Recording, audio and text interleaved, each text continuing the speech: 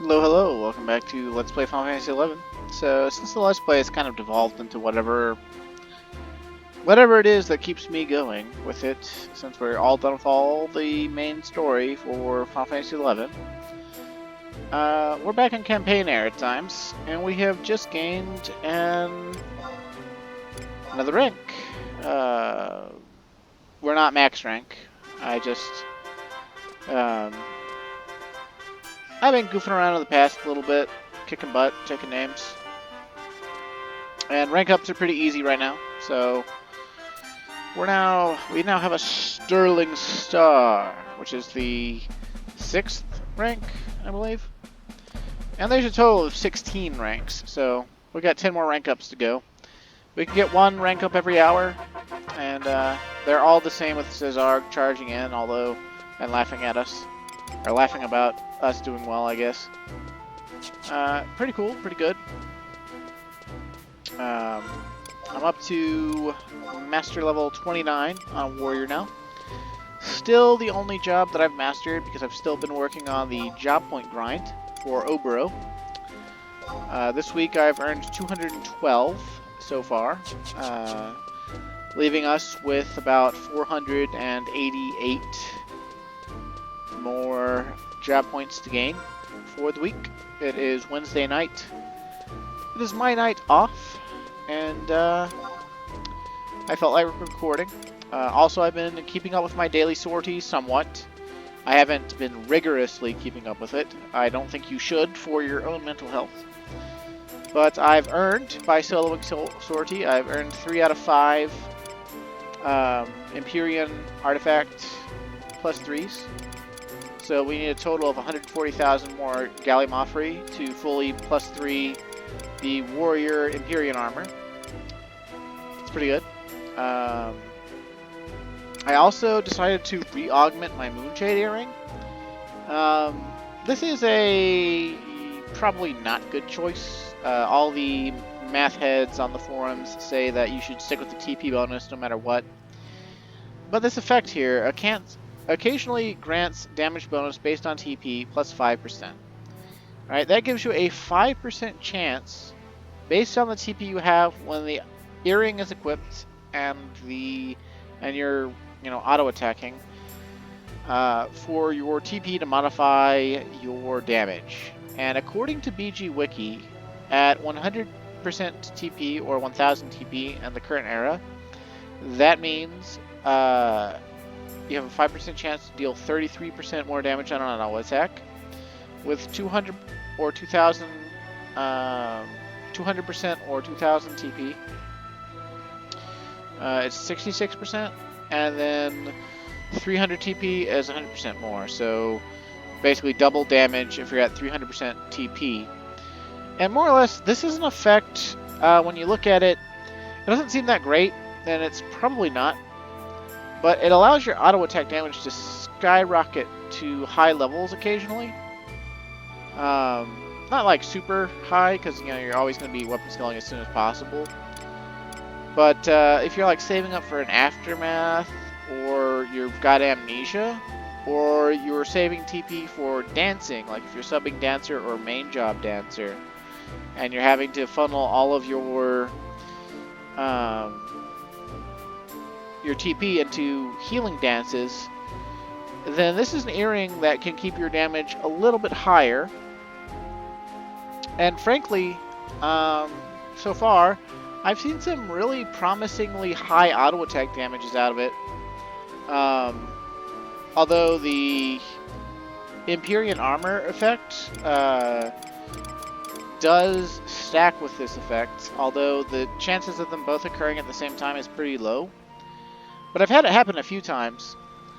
And when it's happened before, I've had an auto attack critical hit with the Nagling hit for over 4,000 damage. So that's pretty good, because normally my auto attacks with the Nagling at most on slashing weak monsters is around 15 to 1600. And double that, is like 30. I think there's like a little bit of a math sway there, and it goes up to like 3,500. So it's like 500 more damage. on an auto attack. It doesn't happen very often, but I don't know. I kind of like it. I don't know. It's silly, I know, but I like it. It's weird. The only thing I don't like about it is that you can't get more accuracy on the Moonshade. Like, you know, it's TP phase earring. You can't get more than 4 accuracy, so it's kind of a nerf to your accuracy a little bit. Because, you know, like, we could be using these, you know, and Machi earring +1 is, you know, 8 dex and 6 accuracy and 2% double attack over, you know, the 4 accuracy there.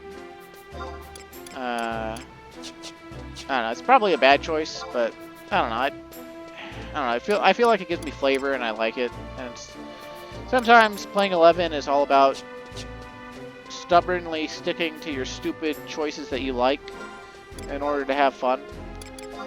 I mean, that's why people play jobs like Summoner or Beastmaster or, I don't know, in this era, Thief and Black Mage and Ninja at all, right? It's just because they like them. You know, they know they're not the best. They know they're never going to be the best. But they like them, so. Anyway, what I've been up to is, for my rank ups currently, and this is the way I've kind of justified being in the past, because, you know, campaign battles alone, outside of the event that has a, like, 0.01% chance to give you a 10,000 piece dynamis currency, you know, the final stage of a relic weapon. Other than that, there's really not, and I guess just wanting to do campaign battle, there's not actually a huge reason to do campaign battle. And, but Crawler's Nest in the past here, it has Apex and Locust monsters. And I think it's actually one of the first places that added Locust monsters, because I think it always had Apex. They didn't come out with Locust until until they raised the master level cap to 40. Because when master levels came out, as far as I remember, which I wasn't playing at the time when master levels came out. I think I had just started my Let's Play when they came out. But when they first came out with master levels, they were only up to level 20. Oh shit, I didn't mean to do that. Now I feel dumb. But when they came out with master levels, the first time, they were only, the master level cap was 20. And people got that really quickly because Apex monsters can just be pulled in mass, and with the right gear sets and a full party of real people, you can burn like 20 or 30 Apex monsters at a time, and, you know, just get like 20 to 30,000 capacity points per monster. So, you know, that's like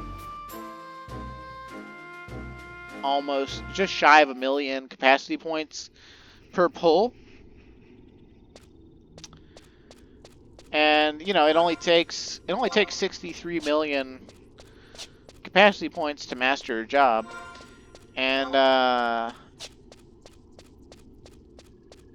far as Exemplar points go, the monsters in Crawler's Nest in the past here, the Locust monsters give like almost as much as the Apex Poxhounds, and the Apex monsters are still at master level 28, 29. They're still giving over 200 Exemplar points per monster. So you could pull, you know, 30 Apex monsters and a couple Locust monsters, AoE down all the Apex monsters, then single target kill the Locust monsters, and for a pull, you know, of mix and matched, you probably get about, you know, 60,000. Or no, I guess it would be 6,000. 6,000 Exemplar. And, you know, the first 5, and actually really the first 10 Exemplar levels, you could get the first 10 Exemplar levels, master levels, in like a single night of play, even solo with trusts. So Really, really easy. But I figured I'd just show off these monsters, because we haven't been down here before. As far as I remember. Like, we might have been down here earlier in the Let's Play, but if we were, the only thing I can think that we would come here for was the Scholar Quest, and I don't think it brought us down to this room.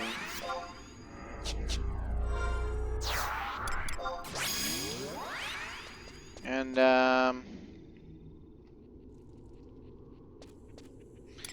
yeah, I guess we'll go ahead and eat a Sublime Sushi +1. Most of the monsters down here don't have really that great of evasion, but some of them have evasion increasing things, and also some of them actually just do have that much evasion. But look at this crawler, man. Look at this color palette they gave it. It's like black and white and red. It looks like it's like straight out of hell, or like it's like some sort of crazy, you know, untouchable in-game monster or something.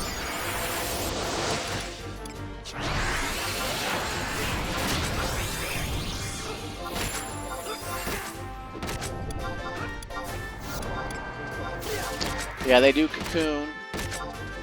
And unlike the ghost shell crabs that are out in Bibiki Bay, which I probably have not shown off, which we could go show off after this, the armor break effect from Great Axe does not keep them from overriding it, so... Or, well, yeah. So, you have to have this spell to get rid of cocoon. And fortunately, Kultada and King of Hearts can do that. It's just, they can also just repeatedly apply cocoon. And as far as King of Hearts goes, his spell is called Shuffle. He doesn't actually cast the spell, he does this thing called Shuffle, and it has the same effect as Dispel. But I don't know if it's like a job ability, or if it's a weapon skill, or what his limitation on his Dispel is. But he's a little bit more limited than, like, say, Koru Moru on spells. You see, we have an Apex and then a Locust immediately. And I think the entire point of them adding Locust monsters into the game was a futile attempt to stop people from doing the AoE burn pulls with the elemental weapon skills, Cataclysm, Alien Edge, I guess technically Earth Crusher. There's a couple others that are elemental and AoE, but those are like the main ones. And then I guess you could get any warrior in on it with Fell Cleave if you felt like it, although I don't think you would get quite as high as numbers. Magical weapon skills are actually retardedly powerful when you get a Geomancer and a Corsair into the party. The Corsair has the Wizard's Roll, or whatever it is, that gives a ton of magic attack bonus.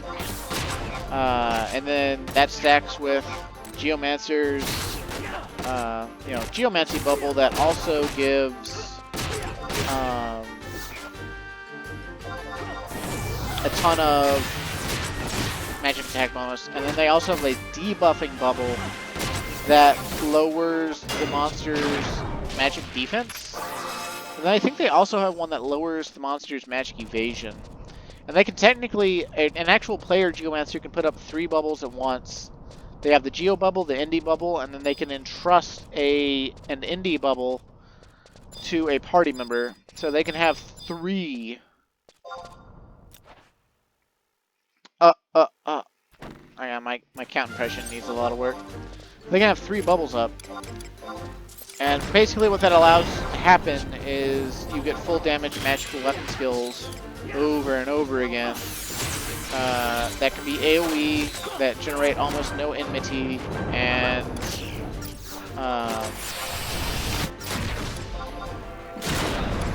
you know, are just there.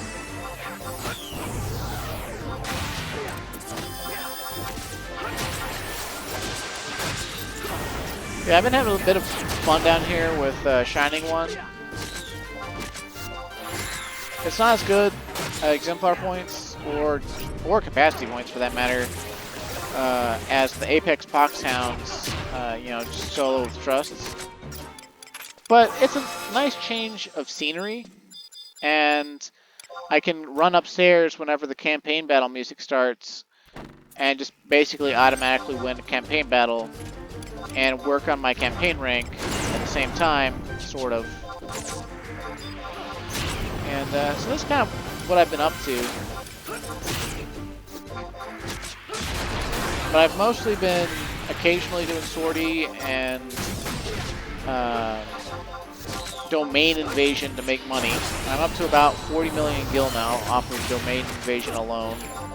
And I guess technically weekly sparks. And I would say and accolades, but I earn accolades so slowly, it kind of doesn't matter. Yeah, look at these blue funguar. Like, they are violently blue. Like, that is such a vibrant blue. It's like blue suede shoes blue. And they're actually insanely evasive. Earlier in the day, I was using red curry down here because since Comlin has 100 cooking, it's super easy for him to make basically all the food that doesn't require the key items because I've been lazy and haven't gotten the crafting key items for him. Which I also mean to do at some point, at least raw fish handling, so he can make his own sublime sushi. But, yeah. But red curry is like super easy to make, doesn't require any key items. You just have to make red curry, and then each red curry makes 6 curry buns. It goes from there.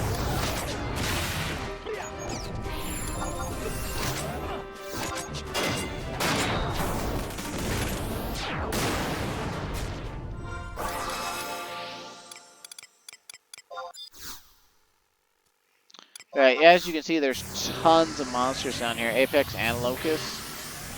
And it's literally, I think it's the only place in the game where both Apex and Locust monsters are.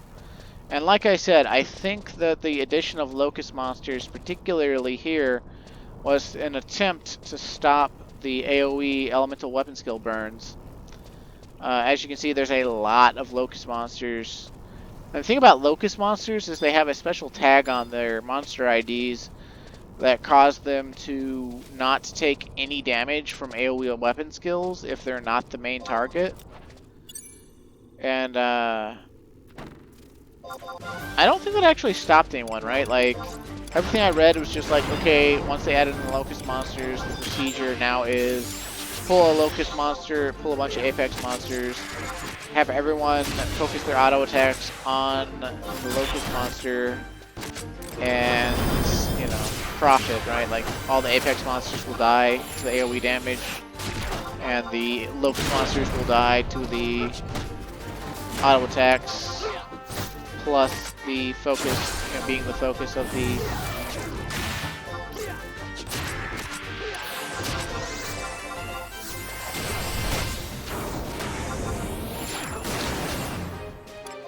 yeah, I just kind of like being down here though, because Shining One does so well. I pulled the Damselflies mainly, and you know, they've got piercing weakness. They also don't do anything bad or have anything that needs to be dispelled. So they're kind of a prime target, honestly. Everything else isn't piercing weak, but you know, it's just like, it's nice to be able to use something that's not the Nagling, even if it's still an ambuscade pulse weapon. And I don't think there's anything else down here to really like care about too much. I guess if I like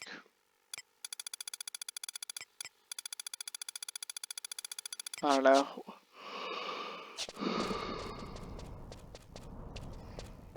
Yeah, it's kind of just a monster farm. There's way more. Oh, this makes me realize too, actually. I don't know what was down here before. Like, I know in the present day Crawler's Nest, they actually, you know, they put like level 90 monsters down here in this basement section. But I don't know what was here in the past, actually. And I kind of wonder what they threw away when they added in all these Apex and Locusts. Because historically, when they do that to an area, they kind of gloss over what was originally there and wind up deleting something that, you know, it's not super important, but they do wind up deleting and invalidating access to certain things.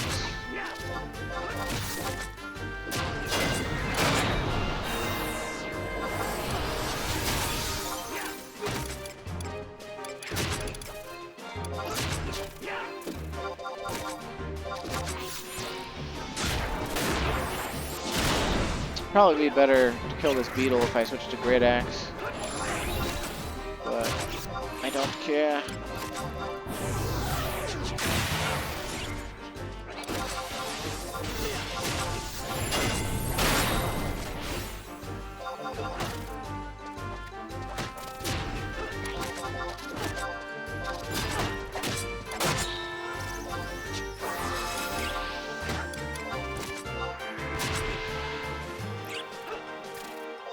I really like this dungeon battle music too.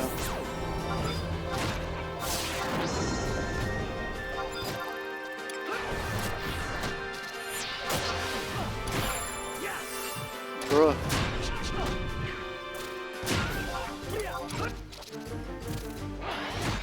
Yeah, you see the beetles here though, they do evasion bonus. And I don't think that my trust actually had the magic accuracy to cancel it out.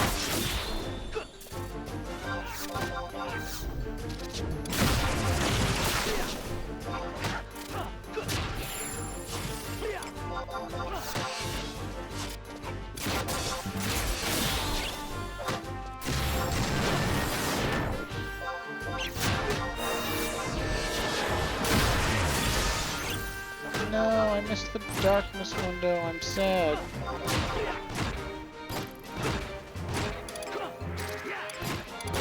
Well, let's just pretend like it never happened.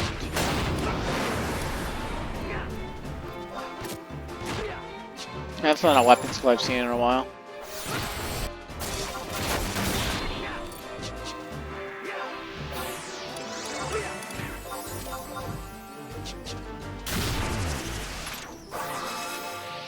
Alright. Yeah. Also, something weird to me is that they have these Apex Dragonflies and Locust Dragonflies. But when we first ran down here, towards the starting ramp or whatever, it was Apex Hornflies and Locust Dragonflies, and I don't know what the difference is. I truly do not. All I know is there's a ridiculous amount of monsters down here. Let's see. 1, 2, 3, 4, 5. Oh, we're being attacked by one. Sweet. They're aggressive.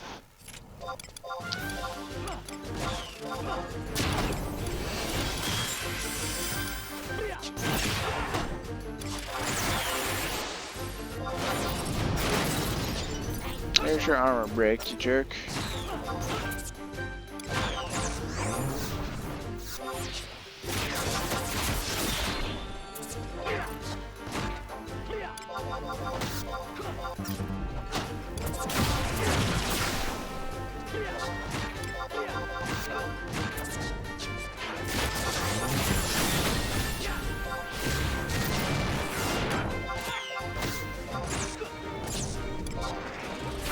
Yay, self-darkness with Great Axe while actually using really damaging weapon skills.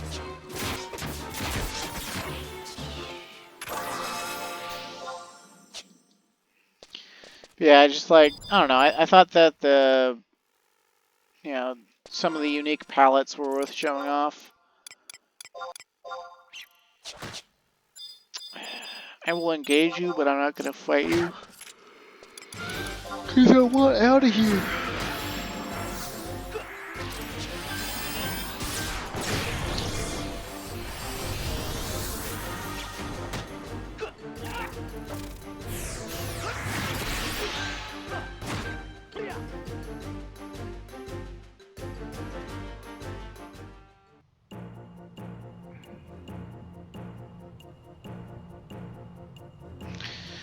Now, as far as what else to show off, I'm not 100% sure what I should try to show. You know, side quests are always an option. But I don't know, I just like, I've said it before, I said it again. I don't have a lot of strong attachment to those. And I don't know which ones are actually worth showing off. I think there's one in Tabnazian Safehold that's like a father and daughter are like trying to get you to find like the last memento of their dead daughter or something. That one's vaguely familiar, but I don't remember how long it is. And I don't really know how emotional it would actually feel since we don't actually like, they're not integrated with anything else we've been doing for the entire Let's Play.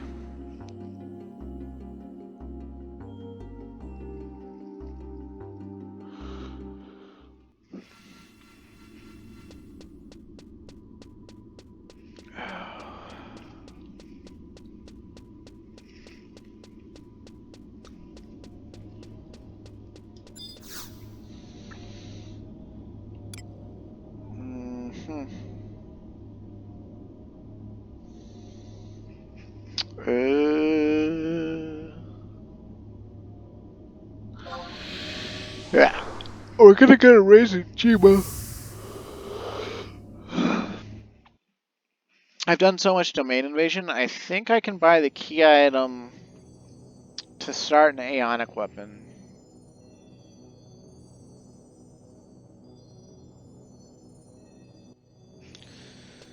Quite honestly, I don't really know which Aeonic Weapon I would 100% want to go for. But I believe it's 50,000 Esca beads to buy the starting key item for it. And after that, you have to kill every single Gia's Feet Notorious Monster in all the Esca and Raisin Jima zones. I believe you have to do it in order. Like you have to do all of Zitab and all of Ruan and then all of Raisin Jima. And alone, we're never going to get that done. But I figure, I can pick up the key item now and not give a damn so that I'm not just constantly wasting Esca beads.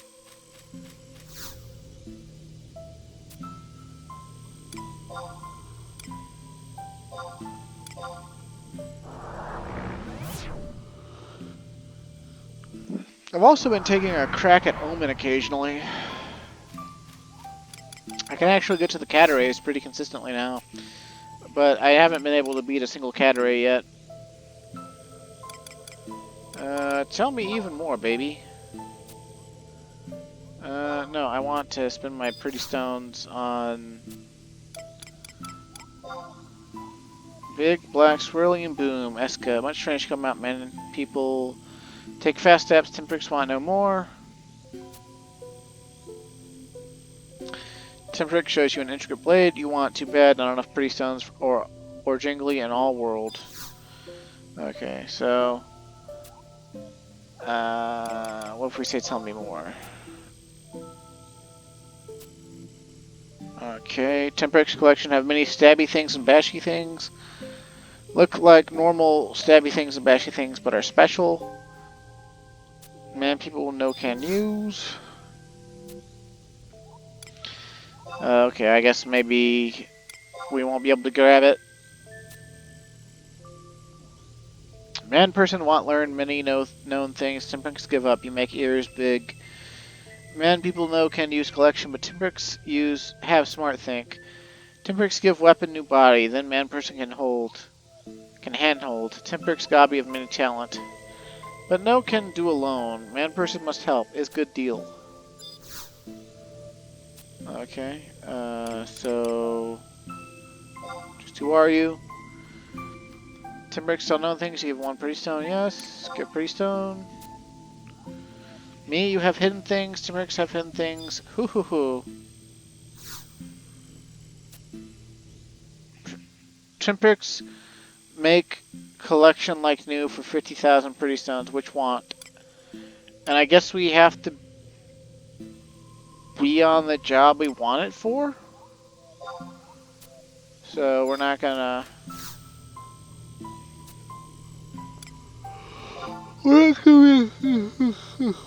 Excuse me, I'm sorry. It's really late, and I was playing board games with my brother and his wife and my fiance, and we were all getting schlitzed on alcohol during...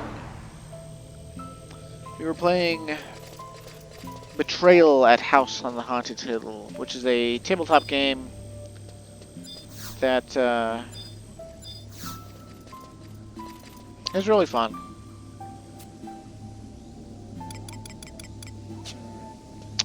I don't know where...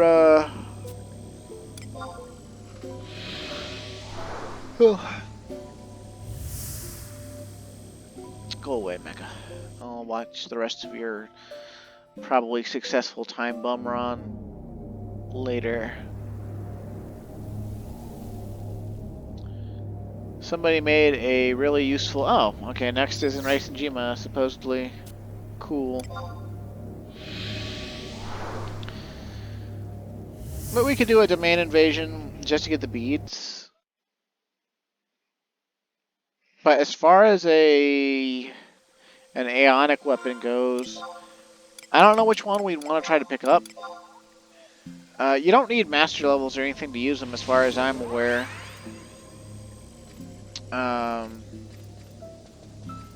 And really good ones. I know the Great Axe is good. I think the Monk ones are good. The dagger is usable by like Thief, Bard, and Dancer. Is pretty good. The sword is usable by Red Mage, Paladin, and Blue Mage, and it gives TP bonus plus 500, but it's linked to the weapon skill Requiem Scat, so it's not really that great. It's actually weaker than Negling, and usable by less jobs. There's no reason to get it. I think the axe is Beastmaster only, and it's like Tri-Edge or something. The Great Katana I've heard really great things about for Samurai. Same thing with the regular Katana for Ninja.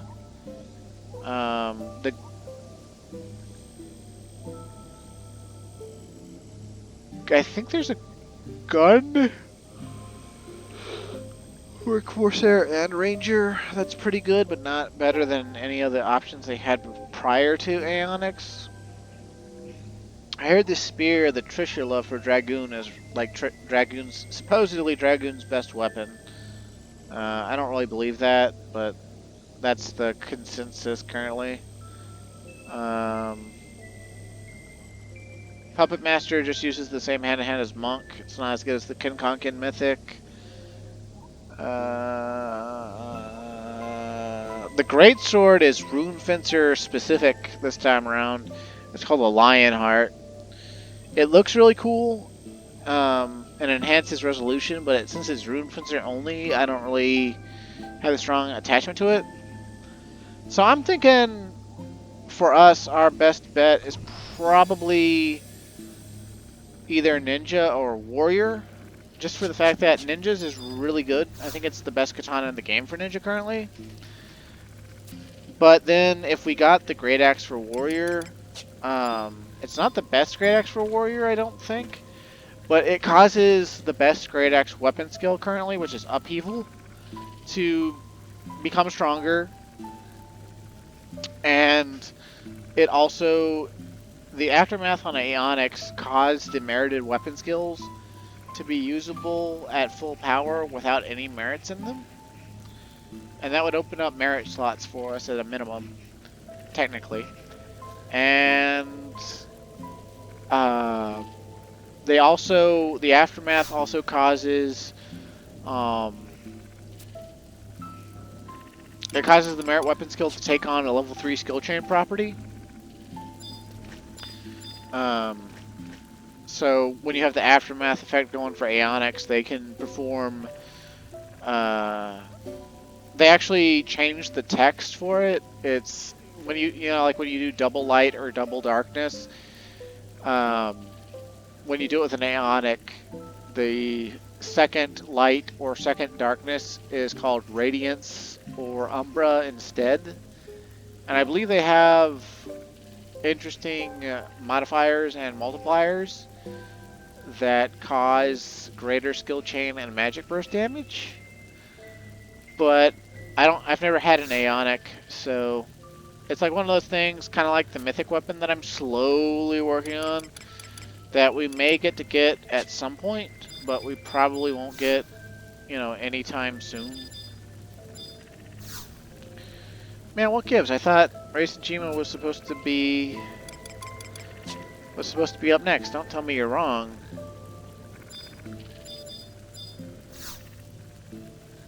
I don't want to be standing here like a jackass. Like,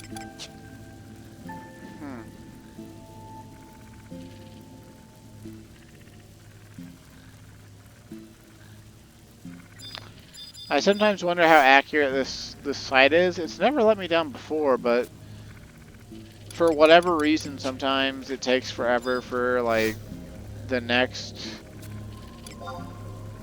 domain invasion to happen. And I don't know if it's related to how fast the previous one died, or if it's related to how fast the previous one spawned. Because when you have enough people go to domain invasion, it will cut down the spawn timer on the domain invasion. I've seen it cut down the timer to as low as 2 minutes to spawn the domain invasion fight. But, you know, if I'm recording and uploading this, I don't want to just like stand there and wait, so. We could at least, I don't know, do something more interesting. Though again, I'm not really sure what that would be. I mean, I still have to grind Nizul Isle tokens. But, you know, I already did the entirety of Nizul Isle at level 75 for the Let's Play earlier in the Let's Play, so I don't feel like the way I would do it to farm tokens is I'd go Blue Mage, like Blue Mage / Red Mage, and I'd just run through the halls and nuke everything or something with Subduction. Because Subduction's like a 2-second cast, and everything that's like level 75 content will just die to it. So the only hiccup would be lamp rooms, like usual.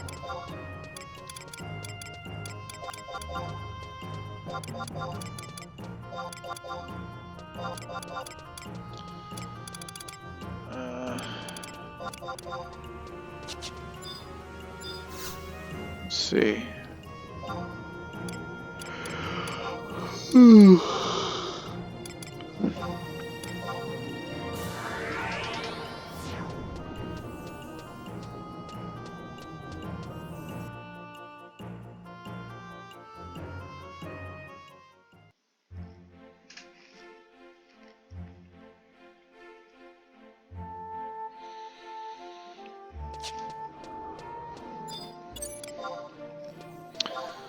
Garden Sloth.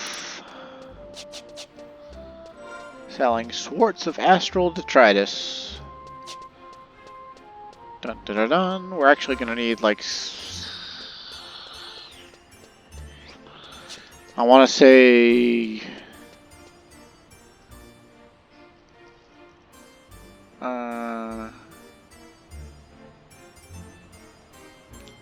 600 of those for augmenting our relic when we can finally augment them.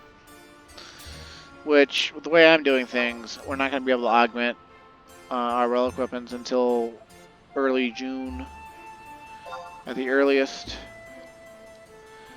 I kind of screwed up last week and didn't get. I was like really short on points, and I didn't make it. I was supposed to get down to 3,500 remaining by this week, but I didn't. I was like 226 behind, and as a result,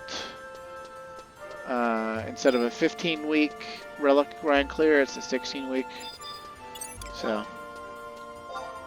imagine if I tried to record all that. It's like, oh yeah, here's another 8 hours of me grinding Apex Pockhounds for, you know, for this grind I'm doing.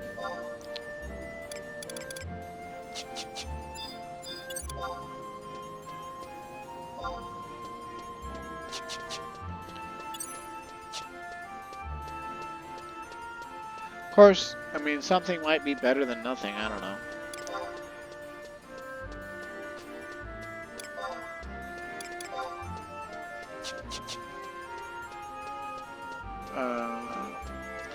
You might have noticed this pot buff. The goblin that's next to that goblin that we're like trying to get us to give the base form of the Ionic Weapon. It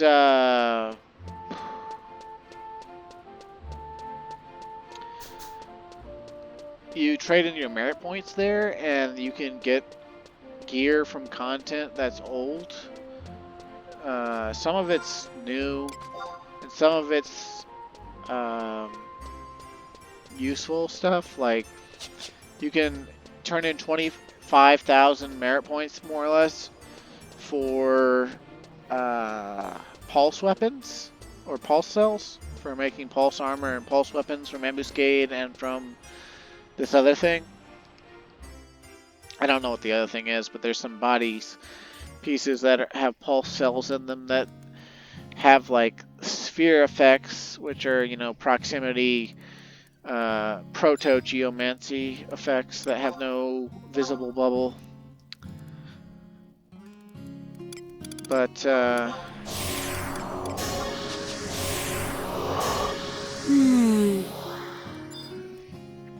sorry.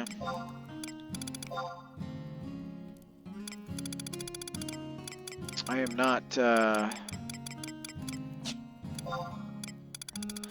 I'm not fully awake. I'm not fully good to go here. I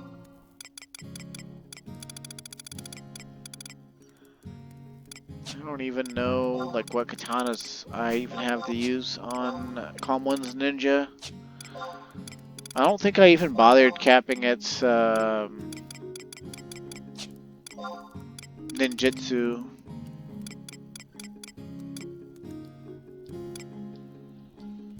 Like, I might have, but I don't think that I did. Let's see. Probably want that. I don't know if the Chidori would be better than the Izuna, though.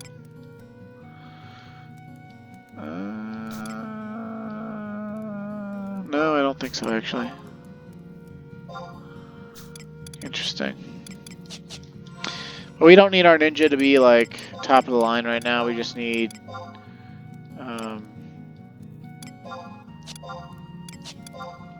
we just need to go down to... back to, Reizenjima and get the,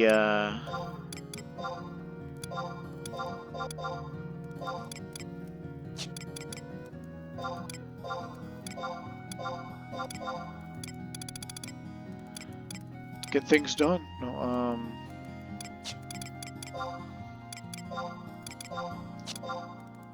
do I not have any shurikens? Oh. Dishonor on my cow!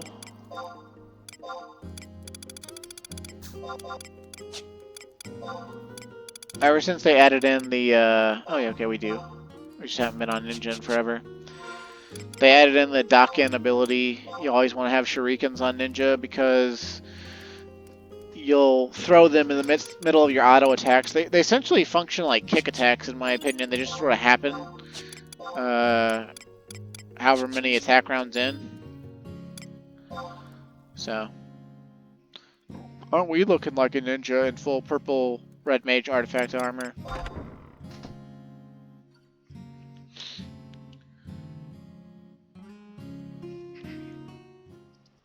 But as far as I can tell, ninja these days, it's kind of like a specialty job. You either have everything for it and you're amazing and you can sort of fill in for like You can be kind of a competent damage dealer that's like as good as almost any other, but not quite as good as almost any, like all the others. You can be a kind of a competent magic damage job with the ninjutsu and hybrid and elemental weapon skills, and better than quite a lot of jobs, but not as good as, again, the best jobs. And then, like, you can sort of tank with Yonin and the ninjutsu spell and master levels and rune fencer sub job or something like that. But since your tanking relies on shadow images still for most of your damage mitigation, you're still not going to be as good as warrior, or not warrior, paladin or rune fencer.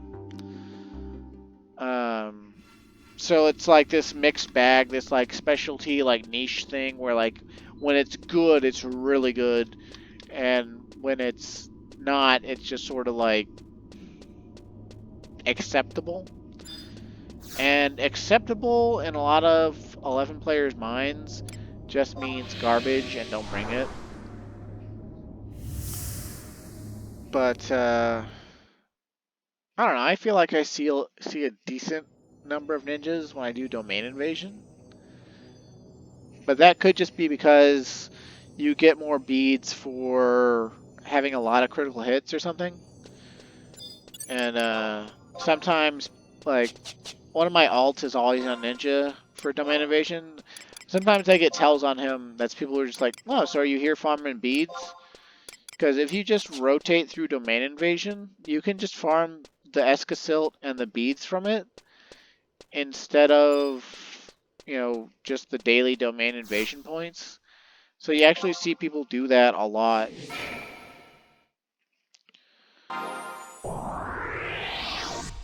And I think the most you can get is about 1,003 Esca beads, but don't quote me because I don't know. I don't actually know jack shit about Esca. I don't know about these new zones and what all they actually have to offer. To me, they're just kind of places I ran through for the story, and then they're just sort of there, and they look cool, but I don't actually know anything about them.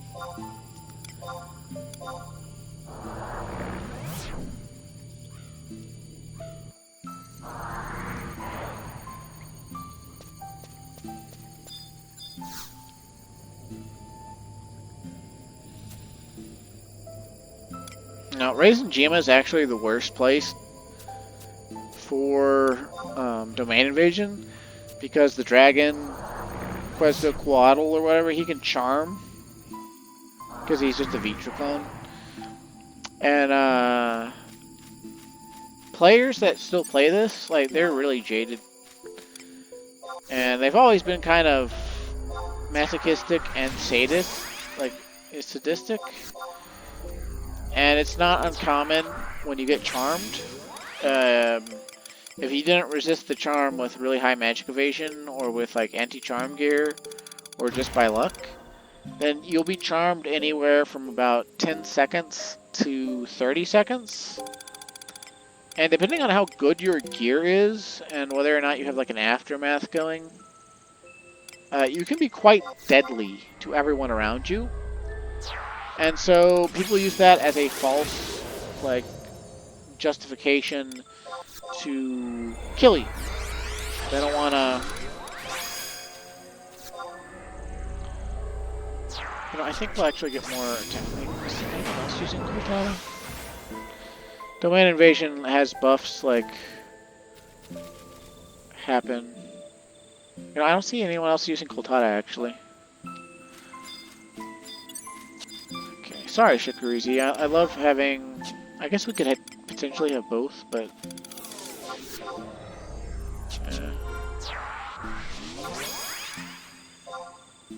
We don't actually have, like, any job points on Ninja. Oh, we have, like, one. We have one job point on Ninja. How about that? We got it to 99 and then didn't give a fuck. Oh, and ninjutsu skill is pathetic. Okay. But I've always loved the katana stances and things on Ninja game.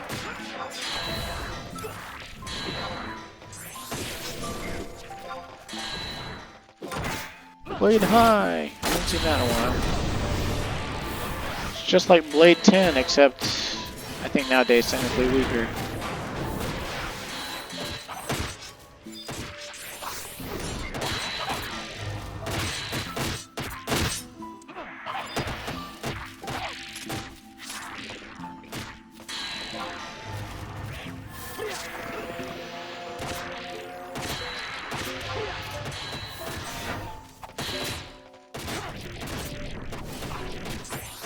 Oh yeah, that's super weak.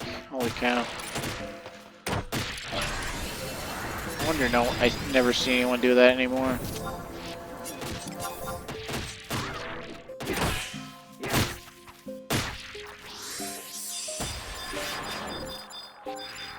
Oh no, we're not gonna get the buff, which means we could get charmed. Womp womp.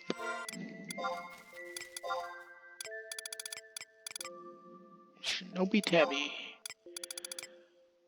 Oh, we do have a tool bag of this. I guess we could at least get shadows. I don't think they really matter at all, but they might help us out.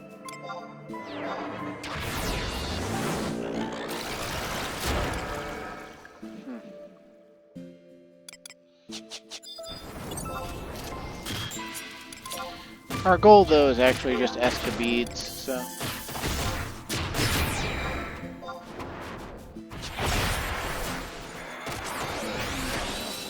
6,000 damage. Like, I mean, it's partially because we don't have any weapon skill setups for it, but I mean, like, just think about it. Only 6,000 damage, like... They used to be one of the strongest kind of weapon skills in the game. Oh. Go Blade 10. Stronger than Blade High.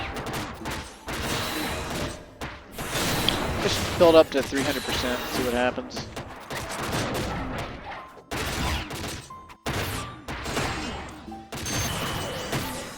Oh yeah, ninjutsu skill ups, baby. That's where it's at. Man, now that I know his ninjutsu skill, I kind of want to like run out to the middle of nowhere and make it not camp anymore.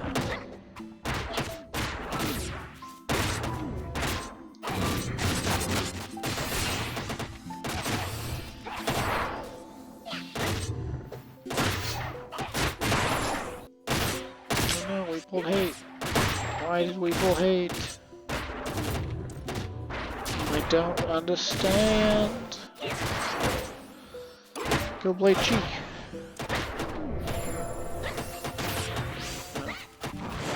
Turns out without a dedicated weapon skill setup, our weapon skills suck.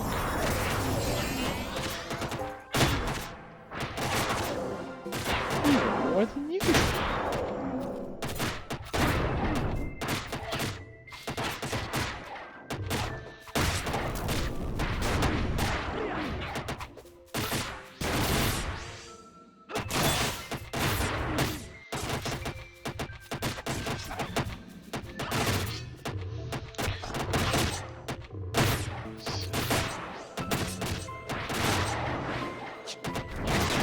Guess that makes sense.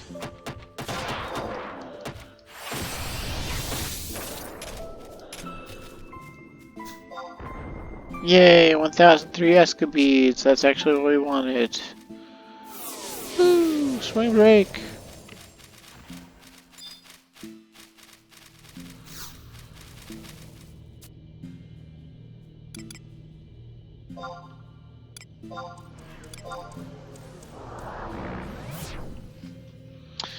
Yeah, as far as Aeonics go, I think I should go for the katana, just because I like ninja. I don't really care about Aeonics, and it's supposedly like the best. The best. Man person have many pretty stones to give. Temperic's heart go bouncy bounce. Take stabby thing or smashy thing. Temperic's don't know which do which, but now it's true start. Take to Eskazita and stabby smash all bad strong things. It's simple, no? Sure, I understand.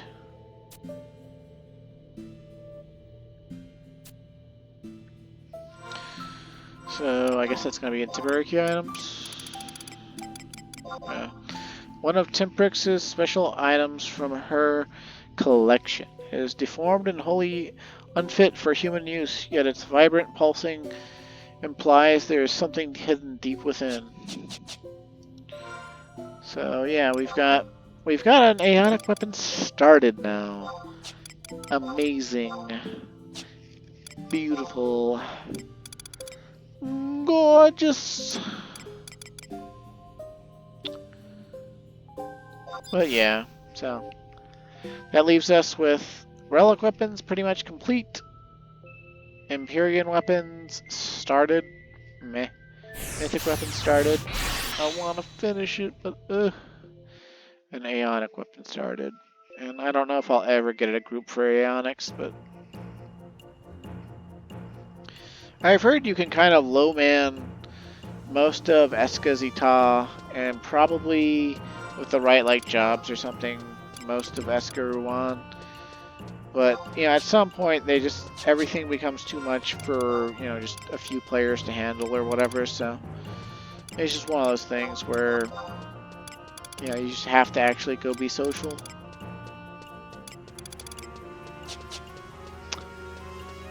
But I don't know, I guess as far as this episode goes, we're pretty much at an hour. I can't think of anything else to do that would be worth more of your time than you've already spent if you're this far. So again, if you have a specific quest request or something you want to see from 11, feel free to ask me in the comments, because I will see them. I don't get a lot of comments, and I'll see what I can do for you. So anyway, thanks for watching, stay safe, and have a great day.